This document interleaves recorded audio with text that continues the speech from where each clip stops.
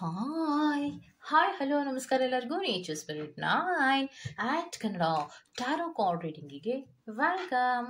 ಇವತ್ತು ನಾವು ತಗೋತಾ ಇರುವಂತಹ ರೀಡಿಂಗ್ ಯಾವುದಪ್ಪ ಅಂದರೆ, ನಿಮ್ಮಿಬ್ಬರಲ್ಲಿಯೂ ಹೊಂದಾಣಿಕೆ ಅನ್ನೋದು ಯಾಕೆ ಆಗ್ತಾ ಇಲ್ಲ ಅನ್ನುವಂತಹ ಕಾನ್ಸೆಪ್ಟನ್ನು ರೀಡಿಂಗ್ ಆಗಿ ತಗೊಂಡಿದ್ದೀನಿ.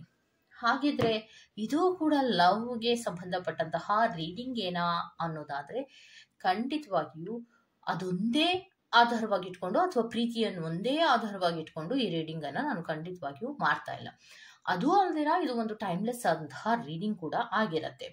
ಮತ್ತೆ ನಿಮ್ಮಿಬ್ಬರಲ್ಲಿಯೂ ಹೊಂದಾಣಿಕೆ ಅನ್ನೋದು ಯಾಕಾಗ್ತಾ ಇಲ್ಲ ಅನ್ನೋದು ಬರೀ ಪ್ರೀತಿಯ ಬಗ್ಗೆ ಅಲ್ಲ, ಫ್ರೆಂಡ್ಸ್ ಬಗ್ಗೆ ತಗೋಬಹುದು, ಕೊಲೀಗ್ಸ್ ಬಗ್ಗೆ ತಗೋಬಹುದು, ನಿಮ್ಮ ಬಾಸ್ ಬಗ್ಗೆ ತಗೋಬಹುದು, ಅಥವಾ ನಿಮ್ಮ ನೈಬರ್ಸ್ ಬಗ್ಗೆ ತಗೋಬಹುದು, ಅಥವಾ ಅಣ್ಣ ತಂಗಿಯ ಬಗ್ಗೆ ತಗೋಬಹುದು, ಅಕ್ಕ ತಂಗಿಯ ಬಗ್ಗೆ ತಗೋಬಹುದು, ಅಥವಾ ಯಾವುದೇ ರಿಲೇಶನ್ಶಿಪ್ಪಿಗೂ ಸಂಬಂಧಪಟ್ಟಂತೆಯೇ ಆಗಿರಬಹುದು.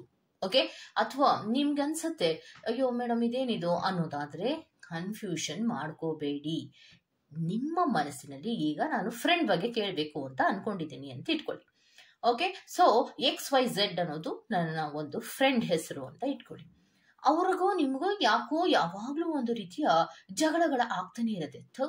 ಏನಕ್ಕಪ್ಪ ಹಿಂಗ್ ಜಗಳ ಆಗತ್ತೆ, ನಾನು ತಿಳ್ಕೊಬೇಕಾಗಿತ್ತು ಅನ್ನುವಂತಹ ಮನಸ್ಥಿತಿ ಇದ್ರೆ ಫ್ರೆಂಡ್ ಬಗ್ಗೆ ತಿಳ್ಕೊಳ್ಳಿ. ನನ್ನ ಪರ್ಸನ್ ಯಾವಾಗ್ಲೂ ಜಗಳ ಆಡ್ತಿರ್ತಾರಲ್ಲಪ್ಪ, ಯಾಕಪ್ಪ ಇದು ಹೊಂದಾಣಿಕೆನೆ ಆಗ್ತಾ ಇಲ್ವಲ್ಲೋ, ಏನ್ ಮಾಡೋದು ಅನ್ನುವಂತಹ ವಿಚಾರ ನಿಮ್ಮಲ್ಲಿ ಇದ್ರೆ ಅದರ ಬಗ್ಗೆ ತಗೊಳ್ಳಿ. ಪ್ರೀತಿಯ ಬಗ್ಗೆ ತಗೊಳ್ಳಿ, ಕೊಲೀಗ್ಸ್ ಬಗ್ಗೆ ಏನಪ್ಪ ಏನೋ ಒಂಚೂರು ಅಡ್ಜಸ್ಟ್ಮೆಂಟ್ ಅನ್ನೋದೇ ಮಾಡ್ಕೊಳ್ಳೋದೇ ಇಲ್ವಲ್ಲ ಅನ್ನುವಂತಹ ವಿಚಾರಕ್ಕೆ ಸಂಬಂಧಪಟ್ಟಂತೆ ಕೊಲೀಗ್ಸ್ಗಳು ಯಾರಾದರೂ ಇದ್ರೆ ಅವರ ಬಗ್ಗೆ ನಿಮ್ಮ ಮನಸ್ಸಿನಲ್ಲಿ ಇಟ್ಕೊಳ್ಳಿ.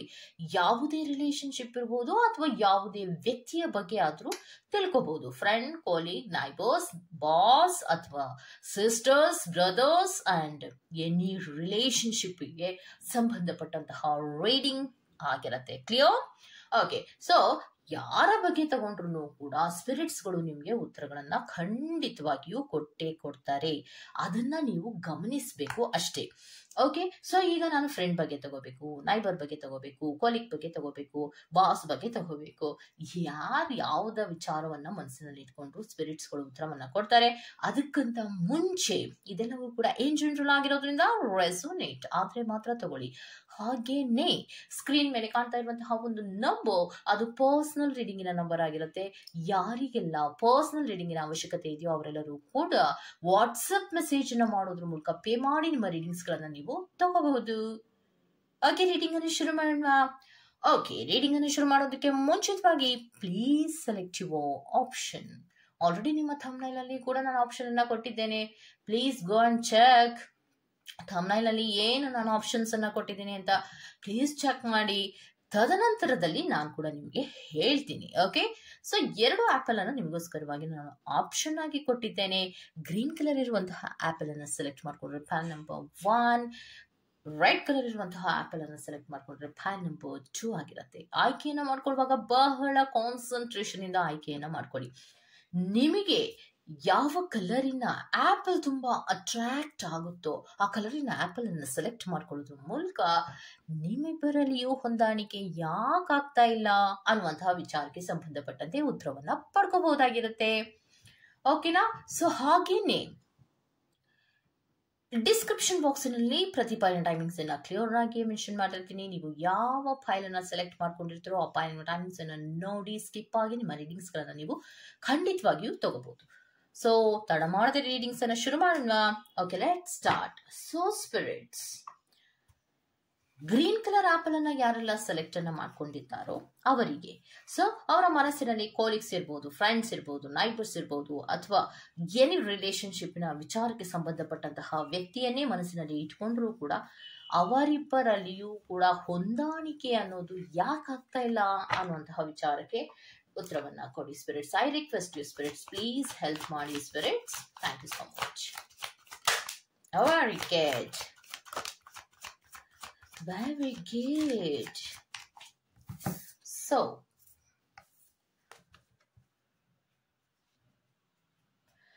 ಜಸ್ಟಿಸ್ ಮತ್ತೆ 3 ಆಫ್ ವ್ಯಾಂಡ್ ಬರ್ತಾ ಇದೆ. ಸೊ ಸ್ಪಿರಿಟ್ಸ್ ನನಗೆ ಜಸ್ಟಿಸ್ ಕಾರ್ಡಿನ ಕ್ಲಾರಿಫಿಕೇಶನ್ ಕಾರ್ಡ್ ಅನ್ನ ದಯಮಾಡಿ ಕೊಡಿ ಸ್ಪಿರಿಟ್ಸ್. ಜಸ್ಟಿಸ್ ಕಾರ್ಡಿನ ಕ್ಲಾರಿಫಿಕೇಶನ್ ಅನ್ನ ಕೊಡಿ spirits. Very good. Next 3 of wand ನ ಕ್ಲಾರಿಫಿಕೇಶನ್ ಅನ್ನ ಕೊಡಿ spirits.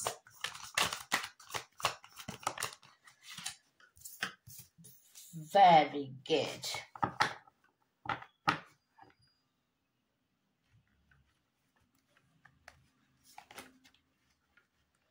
Okay, so green colour apple ಅನ್ನ ಯಾರೆಲ್ಲ ಸೆಲೆಕ್ಟ್ ಮಾಡ್ಕೊಂಡಿದ್ರು ಅವರಿಗೆ ಆಲ್ರೆಡಿ ಕಾರ್ಡ್ಸ್ಗಳು ಬಂದಿದೆ. ಮೊದಲನೇ ಕಾರ್ಡಿನಲ್ಲಿ ಜಸ್ಟಿಸ್ ಕಾರ್ಡ್ ಅನ್ನೋದು ರೆಪ್ರೆಸೆಂಟ್ ಆಗ್ತಾ ಇದೆ. ಸೊ ಜಸ್ಟಿಸ್ ಕಾರ್ಡ್ ಅನ್ನೋದು ರೆಪ್ರೆಸೆಂಟ್ ಆಗ್ತಾ ಇದೆ ಅಂದ್ರೆ ನಿರ್ದಾಕ್ಷಿಣ್ಯವಾಗಿ ಇಬ್ಬರಲ್ಲಿಯೂ ತೀರ್ಪುಗಳನ್ನು ತಗೊಳ್ಳುವಂತಹ ಮನೋಭಾವ ನಿಮ್ಮಿಬ್ಬರಲ್ಲಿಯೂ ಇರತ್ತೆ.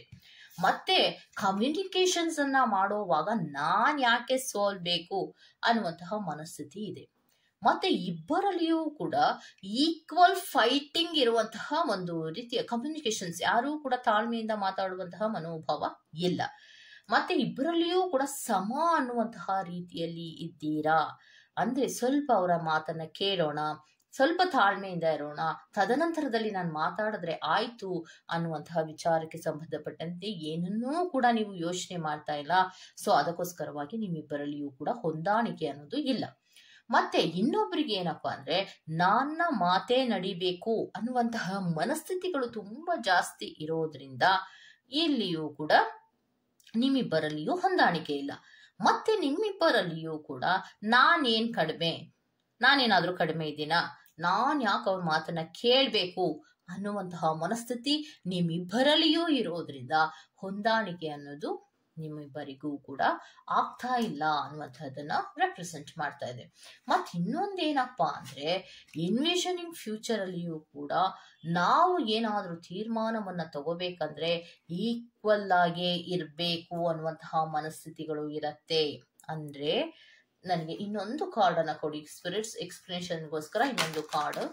ಯಾವ ಮನಸ್ಥಿತಿಗಳಲ್ಲಿ ಇಟ್ಕೊಂಡಿದ್ರೆ ಅವರಿಬ್ಬರಿಗೂ ಕೂಡ ಆ ರೀತಿ ಆಗುವಂತಹ ಸಾಧ್ಯತೆಗಳು, ಹೊಂದಾಣಿಕೆಯೇ ಆಗದೇ ಇರುವಂತಹ ಸಾಧ್ಯತೆಗಳು ಯಾಕೆ ಇರತ್ತೆ ಸ್ಪಿರಿಟ್ಸ್? ನನಗೊಂದು ಕ್ಲಾರಿಫಿಕೇಶನ್ ಕಾರ್ಡಿನಲ್ಲಿ ನಿಮ್ಗೆ ಬರ್ತಾ ಇರೋದು ಬ್ಯಾಕ್ ಸ್ಟ್ಯಾಬಿಂಗ್ ಗಳನ್ನ ಮಾಡ್ಕೋತಿರ್ತೀರಾ.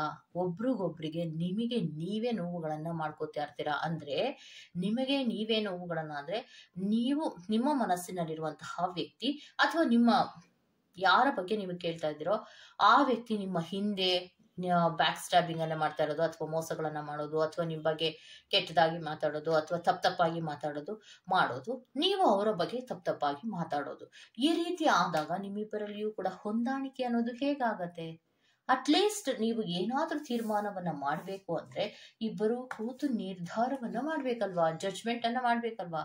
ಅಟ್ಲೀಸ್ಟ್ ಇನ್ ಮುಂದೆ ಆದ್ರೂ ಕೂಡ ಒಬ್ಬರನ್ನೊಬ್ಬರು ಹಂಗಿಸೋ ಬದಲು, ಒಬ್ಬರನ್ನೊಬ್ಬರು ಹೀಯಾಳಿಸೋ ಬದಲು, ಒಬ್ಬರನ್ನೊಬ್ರು ಕೀಳಾಗಿ ನೋಡೋ ಬದಲು, ಒಬ್ರಿಗೊಬ್ರು ಬ್ಯಾಕ್ ಸ್ಟ್ಯಾಬಿಂಗ್ ಗಳನ್ನ ಮಾಡ್ಕೊಳ್ಳೋದಿಕ್ಕೆ ಬದಲಾಗಿ ಅಟ್ಲೀಸ್ಟ್ ಒಂದು ಸ್ವಲ್ಪ ತಾಳ್ಮೆಯಿಂದ ಏನಾಗಿದೆ, ನಮ್ಮಿಬ್ಬರಲ್ಲಿಯೂ ಹೊಂದಾಣಿಕೆ ಅನ್ನೋದು ಯಾಕೆ ಆಗ್ತಾ ಇಲ್ಲ ಅಂತ ಇಬ್ಬರೂ ನೀವು ಕುತ್ಕೊಂಡು ಮಾತಾಡಬಹುದಲ್ವಾ?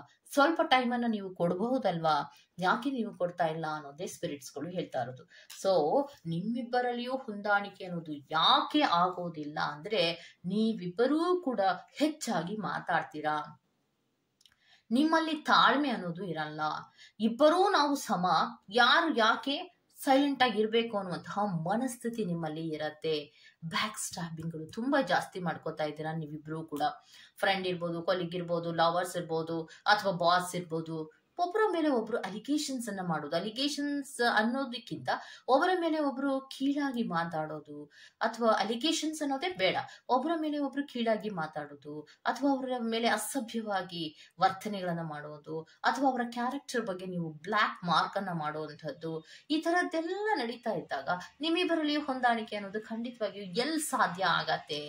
ಸೊ ಇದೇ ಕಾರಣವೇ ನಿಮ್ಮಿಬ್ಬರಲ್ಲಿಯೂ ಕೂಡ ಹೊಂದಾಣಿಕೆ ಆಗದೆ ಇರೋದಕ್ಕೆ ಕಾರಣ ಅನ್ನೋದನ್ನ ಹೇಳ್ತಾ ಇದ್ದಾರೆ. ಓಕೆನಾ? ಸೊ ನೀವು ಯಾರ ಬಗ್ಗೆ ಕೇಳಿದ್ರು ಕೂಡ ಎದೆಷ್ಟು ಅಂಶಗಳು ನಿಮ್ಮ ಲೈಫಿನಲ್ಲಿ ನಿಮ್ಮಿಬ್ಬರ ಮಧ್ಯದಲ್ಲಿ ನಡೀತಾ ಇರುತ್ತೆ. ಸೊ ಅದಕ್ಕೋಸ್ಕರವಾಗಿಯೇ ಹೊಂದಾಣಿಕೆ ಅನ್ನೋದು ಇಲ್ಲ ಅನ್ನೋದನ್ನ ಸ್ಪಷ್ಟೀಕರಿಸ್ತಾ ಇದ್ದಾರೆ. ಓಕೆ, ಸೊ ಇದಿಷ್ಟು ಪಾರ್ಟ್ ನಂಬರ್ 1 ಅವರ ರೀಡಿಂಗ್ ಆಗಿರುತ್ತೆ. ಈ ತರಹದ ರೀಡಿಂಗ್ ನಿಮ್ಗೆ ಇಷ್ಟ ಆಗಿದೆ ದಯವಿಟ್ಟು ಸಬ್ಸ್ಕ್ರೈಬ್ ಮಾಡಿ, ಪಕ್ಕದಲ್ಲೇ ಇರುವಂತಹ ಬೆಲ್ ಐಕಾನ್ ಅನ್ನ ಪ್ರೆಸ್ ಮಾಡಿ. ನಾನು ನಿಮಗೆ ಮತ್ತೊಂದು ರೀಡಿಂಗ್ ಗಳಲ್ಲಿ ಸಿಗ್ತೇನೆ ಅಂತ ಹೇಳ್ತಾ ಅಲ್ಲಿವರೆಗೂ ಚೆಕ್ಕೆ bye. Go to the next part number 2. Okay, so part number 2 ಯಾರೆಲ್ಲ ಆಯ್ಕೆಯನ್ನ ಮಾಡ್ಕೊಂಡಿದ್ದೀರೋ ಅದು ರೆಡ್ ಕಲರ್ ಇರುವಂತಹ ಆಪಲ್ ಆಗಿರುತ್ತೆ, ಹೌದಲ್ವಾ? ಸೊ ನಿಮ್ಮ ಮನಸ್ಸಿನಲ್ಲಿ ಅಥವಾ ಯಾವ ವ್ಯಕ್ತಿಯ ಬಗ್ಗೆ ಕೇಳ್ಕೋಬೇಕು ಅನ್ನೋದು ನಿಮ್ಗೆ ಕ್ಲಾರಿಟಿ ಇದೆಯಾ? ಸೊ ಅವರನ್ನ ನೆನಪು ಮಾಡ್ಕೊಳ್ಳೋದ್ರ ಮೂಲಕ ಈ ರೀಡಿಂಗ್ ಅನ್ನ ನೋಡ್ತಾ ಹೋಗಿ. ಸೊ ಸ್ಪಿರಿಟ್ಸ್ ಪಾರ್ಟ್ ನಂಬರ್ 2 ಅವರಿಗೆ ಡೀಟೇಲ್ಸ್ ಅನ್ನ ಪ್ಲೀಸ್ ಕೊಡಿ spirits, I request you. Okay,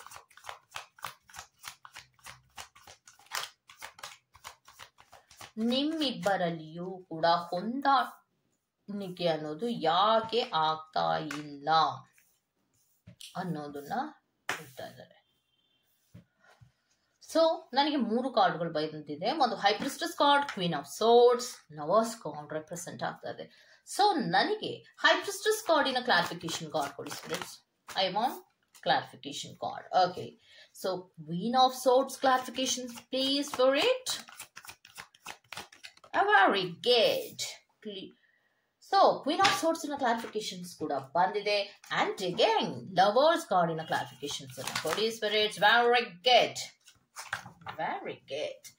So red color apple athwa part number 2 ಯಾರೆಲ್ಲ ಆಯ್ಕೆಯನ್ನ ಮಾಡ್ಕೊಂಡಿದ್ದೀರೋ ನಿಮ್ಮಿಬ್ಬರಲ್ಲಿಯೂ ಹೊಂದಾಣಿಕೆ ಅನ್ನೋದು ಯಾಕೆ ಆಗ್ತಾ ಇಲ್ಲ ಅಂದ್ರೆ ಹೈ ಪ್ರಿಸ್ಟೆಸ್ ಕಾರ್ಡ್ ರೆಪ್ರೆಸೆಂಟ್ ಆಗ್ತಾ ಇದೆ.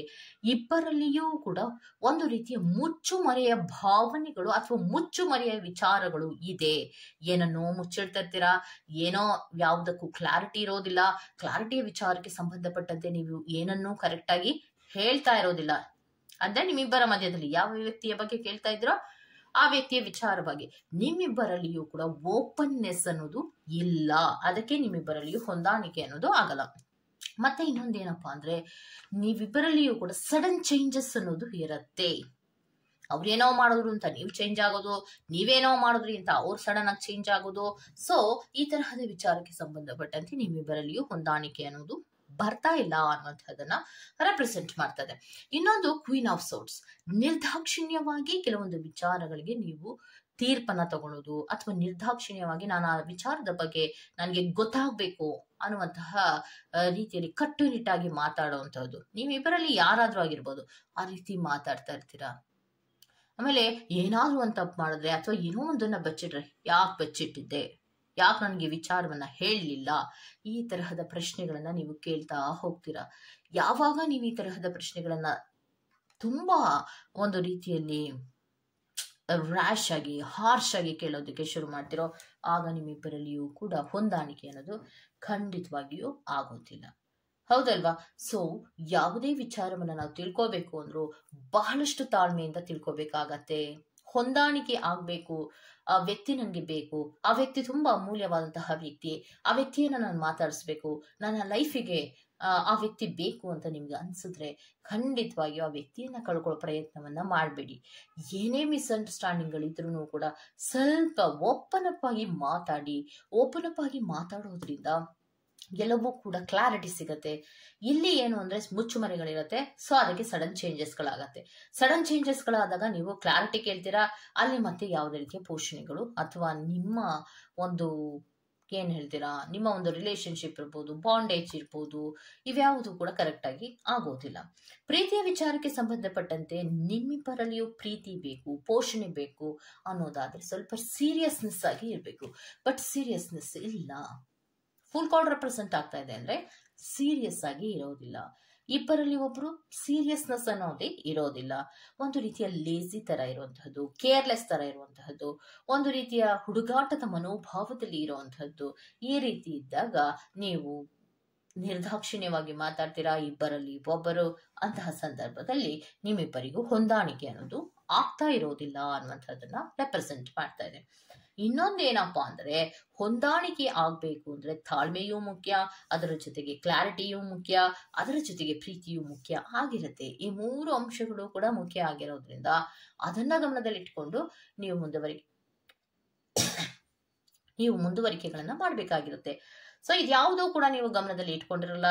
ಸೊ ಒಬ್ರಿಗೊಬ್ರಿಗೆ ಅನ್ನುವಂತಹದ್ದು ಅಥವಾ ಏನಾದ್ರೂ ಒಂದು ವಿಚಾರಕ್ಕೆ ಬಂದಾಗ ತುಂಬಾ ಹಾರ್ಶ್ ಆಗಿ ಮಾತಾಡುವಂತಹದ್ದು, ನಿರ್ದಾಕ್ಷಿಣ್ಯವಾದಂತಹ ರೀತಿಯಲ್ಲಿ ಮಾತುಗಳು ಬಂದಾಗ ನಿಮ್ಮಿಬ್ಬರಲ್ಲಿಯೂ ಕೂಡ ಹೊಂದಾಣಿಕೆ ಅನ್ನೋದು ಖಂಡಿತವಾಗಿಯೂ ಇರೋದಿಲ್ಲ ಅನ್ನುವಂಥದ್ದನ್ನೇ ಸ್ಪಿರಿಟ್ಸ್ಗಳು ಹೇಳ್ತಾ ಇದ್ದಾರೆ. ಓಕೆ, ಸೊ ಇದಿಷ್ಟು ಪ್ಯಾಲ್ ನಂಬರ್ 2 ಅವರ ರೀಡಿಂಗ್ ಆಗಿರತ್ತೆ. ಈ ತರಹದ ರೀಡಿಂಗ್ ನಿಮ್ಗೆ ಇಷ್ಟ ಆಗಿದೆ ದಯವಿಟ್ಟು ಸಬ್ಸ್ಕ್ರೈಬ್ ಮಾಡಿ, ಪಕ್ಕದಲ್ಲೇ ಇರುವಂತಹ ಬೆಲ್ ಐಕಾನ್ ಅನ್ನ ಪ್ರೆಸ್ ಮಾಡಿ. ನಾನು ನಿಮ್ಮನ್ನ ಮತ್ತೊಂದು ರೀಡಿಂಗ್ ಗಳಲ್ಲಿ ಸಿಗ್ತೀನಿ ಅಂತ ಹೇಳ್ತಾ ಅಲ್ಲಿವರೆಗೂ ಚೆಕಿ ಬಾಯ್.